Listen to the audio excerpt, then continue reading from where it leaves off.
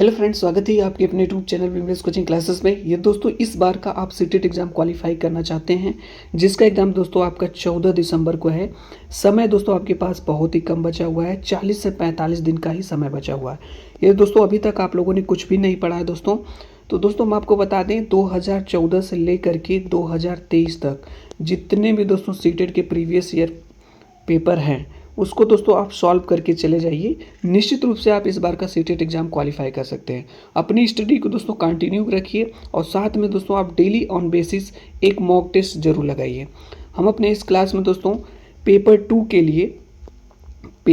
के लिए स्पेशली दोस्तों 6 to 8 के लिए सामाजिक विज्ञान एवं अध्ययन के 60 प्रश्नों का दोस्तों एक प्रैक्टिस सेट कराने जा रहे हैं, जिसमें दोस्तों 60 प्रश्न रहेंगे और देखते हैं दोस्तों इन 60 प्रश्नों में आपके कितने प्रश्न सही होते हैं।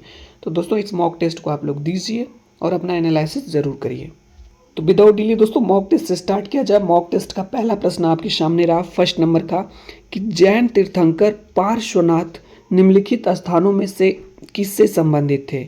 वाराणसी से, कौशाम्बी से, गिरिब्रज से या चंपा से? तो दोस्तों इसका सही आंसर आप लोग बताइए क्या होगा। इसका राइट आंसर हो जाएगा दोस्तों वाराणसी। जैन तीर्थंकर दोस्तों जो है ये 23वें तीर्थंकर आपके दोस्तों थे जैन धर्म के, और इनका जन्म दोस्तों जो है कि वाराणसी में महावीर स्वामी से लगभग जो है दोस्तों 250 वर्ष पूर्व अर्थात 850 ईसा पूर्व में हुआ था। ठीक है, आगे चलते हैं दोस्तों। अगला प्रश्न है, इसका आंसर आप लोगों को बताना है क्या होगा। अशोक के निम्नलिखित अभिलेखों में से किसमें दक्षिण भारतीय राज्यों का उल्लेख हुआ है? अशोक के निम्नलिखित अभिलेखों में से किसमें दक्षिण भारतीय राज्यों का उल्लेख हुआ है? तीसरा मुख्य शिलालेख में या दूसरा मुख्य शिलालेख में, नौवां मुख्य शिलालेख में या प्रथम स्तंभ अभिलेख में? तो इसका सही आंसर हो जाएगा दोस्तों दूसरा मुख्य शिलालेख में। अगला प्रश्न दोस्तों, इसका आंसर आप लोगों को बताना है।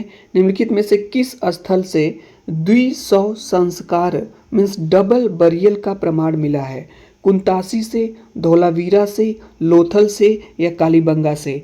इसका सही आंसर हो जाएगा दोस्तों लोथल से 200 संस्कार यानी कि डबल बरियल का प्रमाण मिला है। आगे चलते हैं दोस्तों। अगला प्रश्न है, इसका आंसर आप लोगों को बताना है क्या होगा।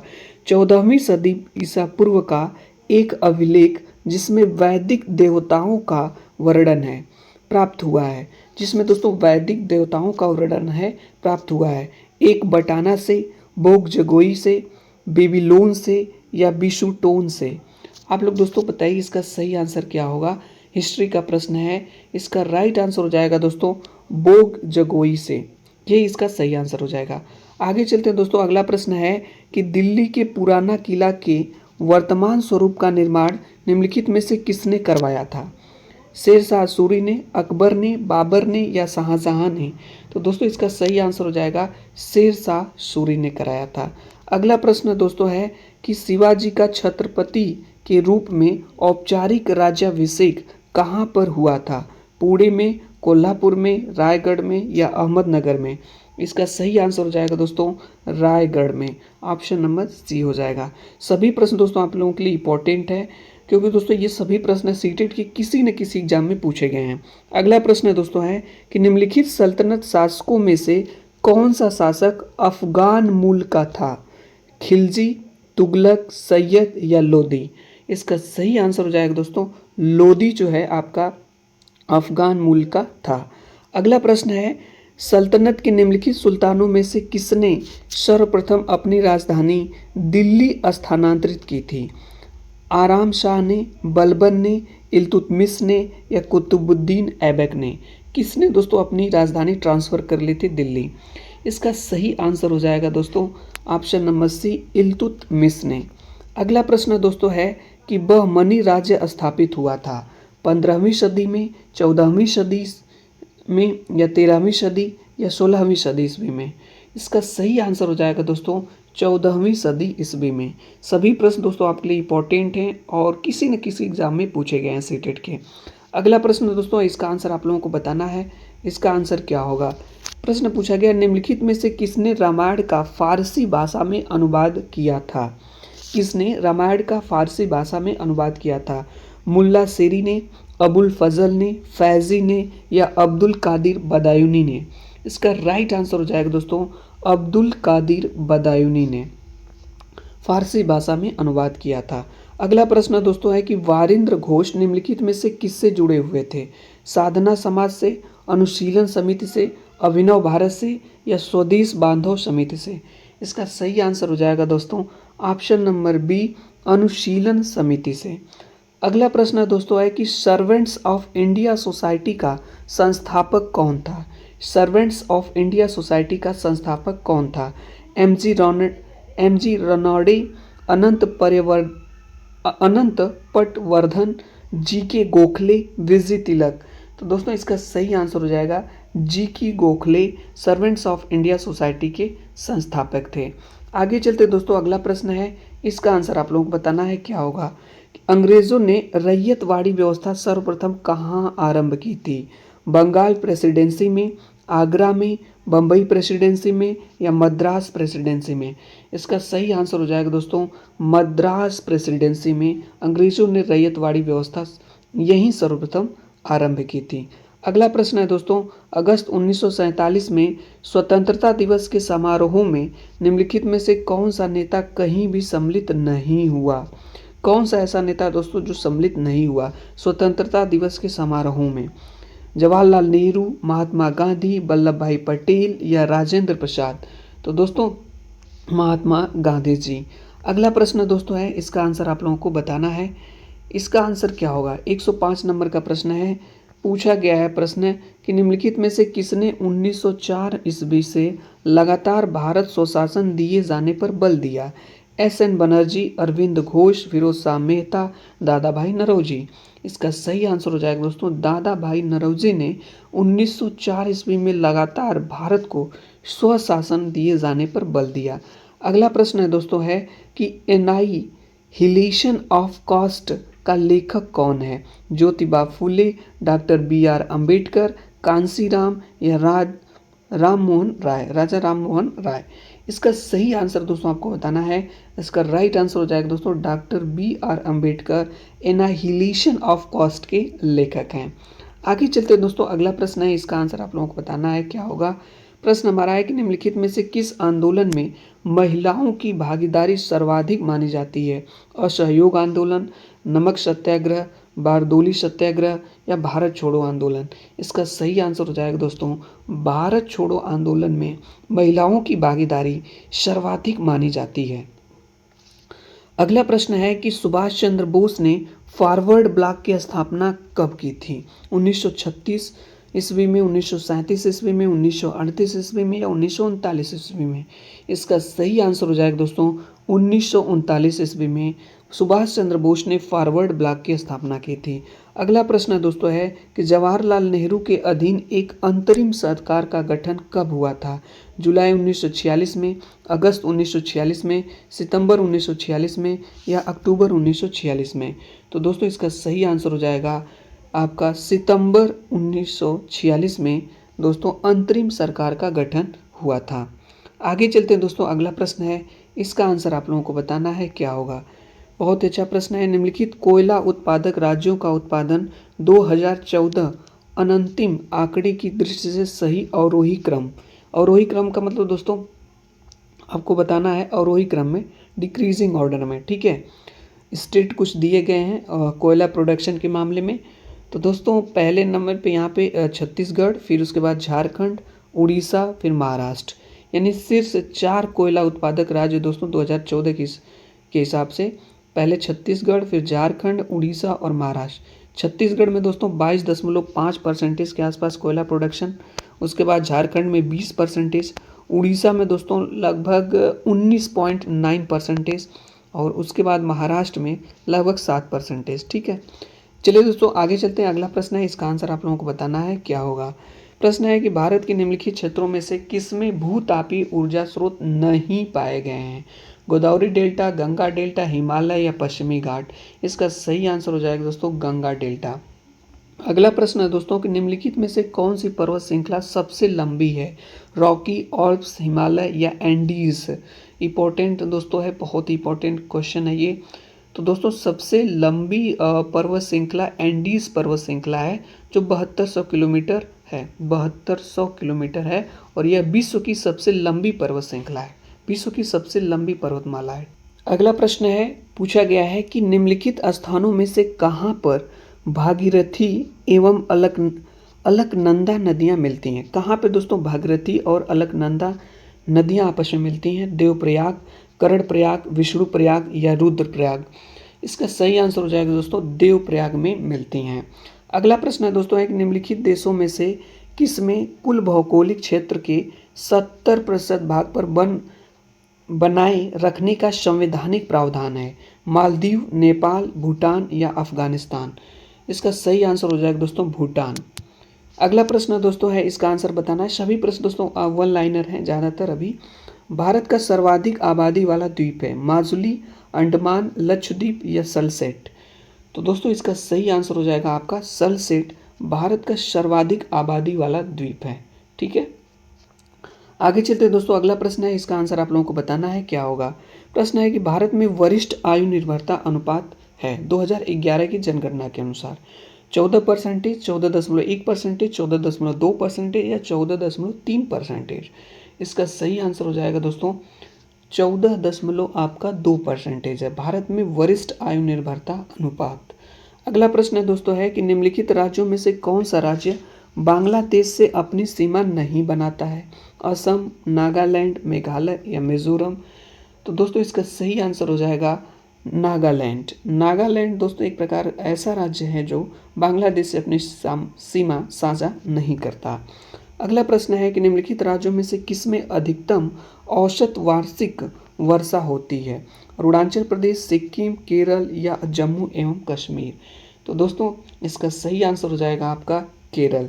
केरल में दोस्तों अधिकतम औसत वार्षिक वर्षा होती है। ठीक है, आगे चलते हैं दोस्तों। अगला प्रश्न है, इसका आंसर आपको बताना है, क्या होगा। सभी प्रश्न दोस्तों आपके लिए इंपॉर्टेंट हैं। हरियाली योजना संबंधित है फसल प्रबंधन से, मृदा प्रबंधन से, जल प्रबंधन से या वन प्रबंधन से? इसका सही आंसर हो जाएगा दोस्तों जल प्रबंधन से।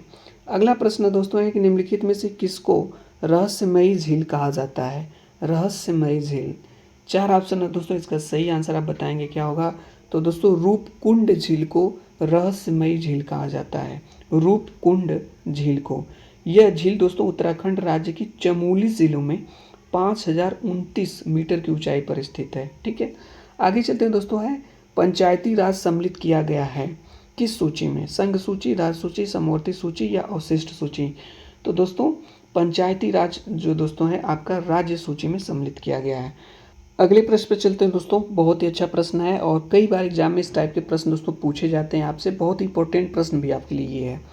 दिया गया सूची 1 और सूची 2 से सुमेलित कीजिए और नीचे दिए गए कूट से सही उत्तर चुनिए। इधर से दोस्तों सूची 1 दिया गया है और उधर उसके अनुच्छेद दिए गए हैं। ठीक है, सूची 2 में यहाँ पे दिया गया है ए में विधानतः नए राज्य को शामिल करना और दूसरा है बी वाला समता का अधिकार, गिरफ्तारी और निरोध से संरक्षण और राष्ट्रपति का विधेयक को अनुमति देने का अधिकार। अनुच्छेद 14, अनुच्छेद 2, अनुच्छेद 111 और अनुच्छेद 22 है। इसको दोस्तों मिलाना है, मैच करना है। ठीक है, तो दोस्तों ये देखिए विधानतः नए राज्य को शामिल करना ये अनुच्छेद 2 में है। समता का अधिकार ये अनुच्छेद 4 में दोस्तों इसका वर्णन है, दोस्तों अनुच्छेद 14 में इसका वर्णन है। और गिरफ्तारी और निरोध से संरक्षण अनुच्छेद 22 में होगा, सही है। और राष्ट्रपति का विधेयक को अनुमति देने का अधिकार आपका अनुच्छेद 111 में है। तो दोस्तों पहले का दूसरा सही है, पहले का दूसरा से मैच है। तो यहाँ पे देखिए बी वाले में ही दिया गया है, ए का 2 है, बी का 1 है, सी का 4 है और डी का 3 है। अनुच्छेद दोस्तों आपको पता होना चाहिए। ठीक है, तभी इस क्वेश्चन को आप सही कर पाएंगे। आगे चलते दोस्तों, अगला प्रश्न है, इसका आंसर आपको बताना है, क्या होगा। प्रश्न हमारा है कि भारत के संविधान में समवर्ती सूची की अवधारणा गृहीत की गई है कहाँ से दोस्तों, किस देश से? इसका सही आंसर आपको बताना है। तो दोस्तों इसका राइट आंसर हो जाएगा ऑस्ट्रेलिया के संविधान से। ऑस्ट्रेलिया के संविधान से अवधारणा गृहीत की गई, ली गई है कॉन्सेप्ट। अगला प्रश्न दोस्तों है कि भारतीय संविधान की 6ठी अनुसूची निम्नलिखित में से किन राज्यों के जनजातीय क्षेत्रों के प्रशासन से संबंधित है? 6ठी अनुसूची की बात की गई है। तो दोस्तों मेघालय, त्रिपुरा और मिजोरम, 4 राज्य दोस्तों हैं, मेघालय, त्रिपुरा, मिजोरम। ठीक है, यहाँ पे 3 राज्य आपके दिए गए हैं। आगे चलते दोस्तों, असम भी है। ठीक है, चौथा राज्य आपका असम है। अगला प्रश्न दोस्तों, इसका आंसर आपको बताना है क्या होगा। संविधान के निम्नलिखित संशोधनों में किसके अंतर्गत भारत में महिलाओं के लिए ग्राम पंचायतों में 30% स्थान आरक्षित किया गया था। किस संविधान संशोधन के अनुसार दोस्तों? इसका सही आंसर हो जाएगा दोस्तों 73वें संविधान संशोधन के अंतर्गत। 73वें संविधान संशोधन के अंतर्गत। ठीक है। अगला प्रश्न दोस्तों है कि संविधान सभा द्वारा भारत के संविधान को अंगीकृत किया गया था, स्वीकार किया गया था। इसका सही आंसर हो जाएगा दोस्तों 26 नवंबर 1949 को। 26 नवंबर 1949 को अंगीकृत किया गया था। आगे चलते दोस्तों, अगला प्रश्न है, इसका आंसर आप लोगों को बताना है। यह किसने कहा कि मुझे इस आरोप के संबंध में कोई क्षमा नहीं मांगनी है कि संविधान के प्रारूप में गवर्नमेंट ऑफ इंडिया एक्ट 1935 के एक बड़े भाग को पुनः उत्पादित कर दिया गया है। इसका सही आंसर दोस्तों आपको बताना है क्या होगा। तो दोस्तों यह स्टेटमेंट डॉक्टर राजेंद्र प्रसाद जी ने कहा था। अगला प्रश्न दोस्तों है दिया गया है, निम्नलिखित युग्मों में से कौन सा सुमेलित नहीं है। कौन सा दोस्तों मैच नहीं कर रहा है। वन साइड दोस्तों इसका अनुच्छेद दिया गया है, उस दूसरी साइड दोस्तों उस अनुच्छेद में क्या कही गई बातें हैं। इसके दोस्तों 4 ऑप्शन है, चारों में से कौन सा सही होगा आप लोग बताइए। दोस्तों डी वाला नहीं सही है। जो शिक्षा संस्थाओं की स्थापना तथा प्रशासन करने का अल्पसंख्यक वर्गों का अधिकार, यह दोस्तों अनुच्छेद 31 में नहीं है, अनुच्छेद 30 में है। ठीक है, यही आपका सुमेलित नहीं है। आगे चलते हैं दोस्तों, अगला प्रश्न है यहाँ पे दोस्तों, इसका आंसर आप बताएंगे क्या होगा। अनुच्छेद से पूछा गया है, निम्नलिखित में से भारत के संविधान का कौन सा अनुच्छेद विधि के समक्ष समानता से संबंधित है। तो दोस्तों विधि की समक्ष समानता से कौन सा अनुच्छेद संबंधित है। दोस्तों इसका सही आंसर हो जाएगा आपका अनुच्छेद 14। अनुच्छेद 14 दोस्तों समता का अधिकार यानी समानता के अधिकार की बात करता है। आगे चलते हैं दोस्तों हैं कि निम्नलिखित में से कौन सा भारत के संविधान द्वारा प्रदत्त 6 मूल अधिकारों में से नहीं है। कौन सा दोस्तों 6 मूल अधिकारों में से नहीं है आप लोगों को बताना है दोस्तों। तो ये विरोध का अधिकार, ये 6 मूल अधिकारों में से नहीं है। बाकी समानता का अधिकार, शोषण के विरुद्ध अधिकार, धर्म की स्वतंत्रता का अधिकार, ये सभी दोस्तों मूल अधिकारों में हैं। बस आपका विरोध का अधिकार नहीं यहाँ पे होगा। ठीक है, आगे चलते हैं दोस्तों, अगला प्रश्न है, इसका आंसर आपको बताना है क्या होगा। प्रश्न हमारा है कि सामाजिक अध्ययन शिक्षण की वाद विवाद पद्धति के माध्यम से छात्रों के किस प्रकार का विकास किया जा सकता है। 4 ऑप्शन है दोस्तों, चारों में से कौन सा ऑप्शन सही होगा। तो दोस्तों उपयुक्त सभी। गहन चिंतन शैली का भी विकास किया जा सकता है, तर्क शक्ति का भी विकास किया जा सकता है और समूह के रूप में निर्णय लेने की क्षमता का भी विकास किया जा सकता है। इसलिए इसका ऑप्शन नंबर डी सही हो जाएगा। आगे चलते दोस्तों, अगला प्रश्न है, इसका आंसर आप लोगों को बताना है। इसका आंसर क्या होगा। आलोचनात्मक चिंतन का आधार तर्क है, इस विचार से आप क्या है, आंशिक रूप से सहमत है, पूर्ण सहमत है, सामान्य रूप से सहमत है या बिल्कुल सहमत नहीं है।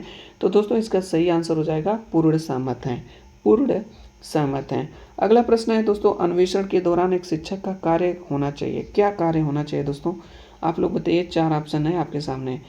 तो दोस्तों अन्वेषण के दौरान एक शिक्षक का कार्य क्या होना चाहिए।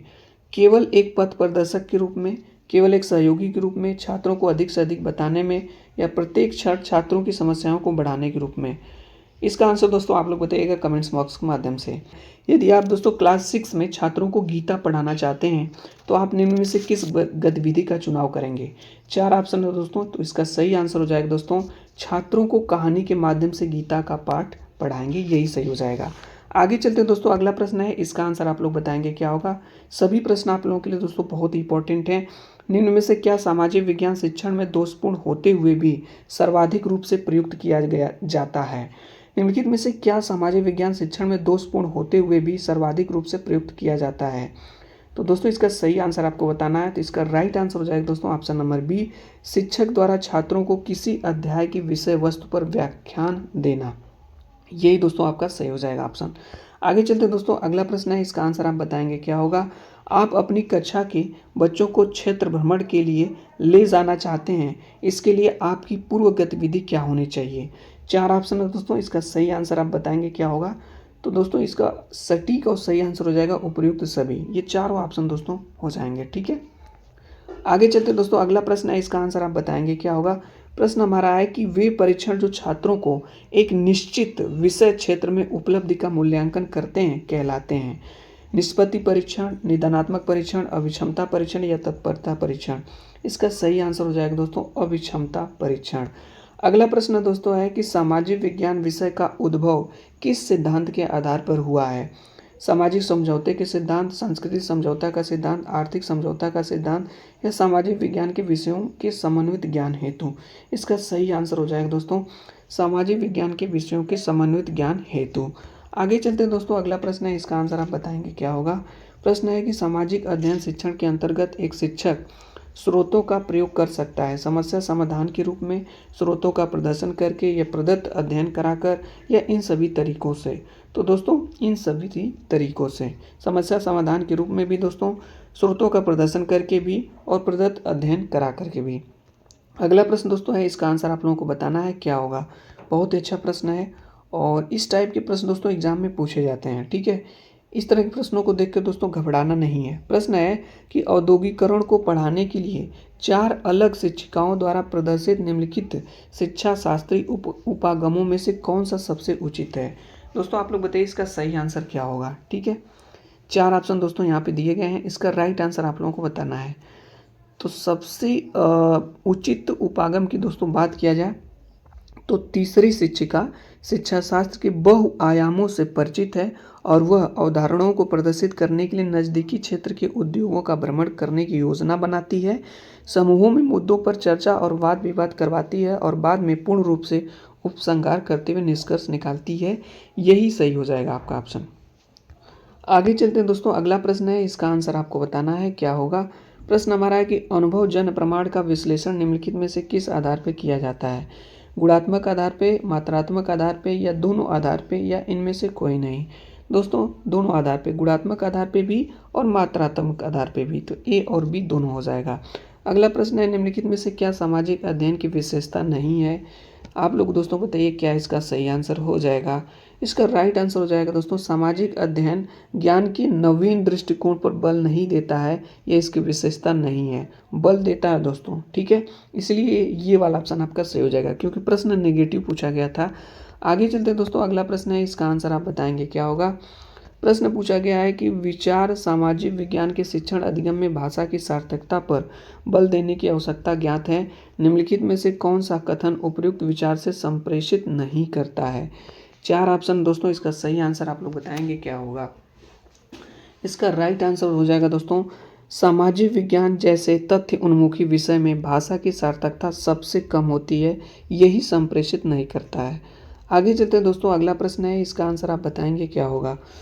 प्रश्न हमारा है कि अर्जित ज्ञान तथा संशोधित व्यवहार की परख करने की प्रक्रिया के नाम से संबोधित किया जाता है? अधिगम, मूल्यांकन, अभिप्रेरणा या शिक्षण।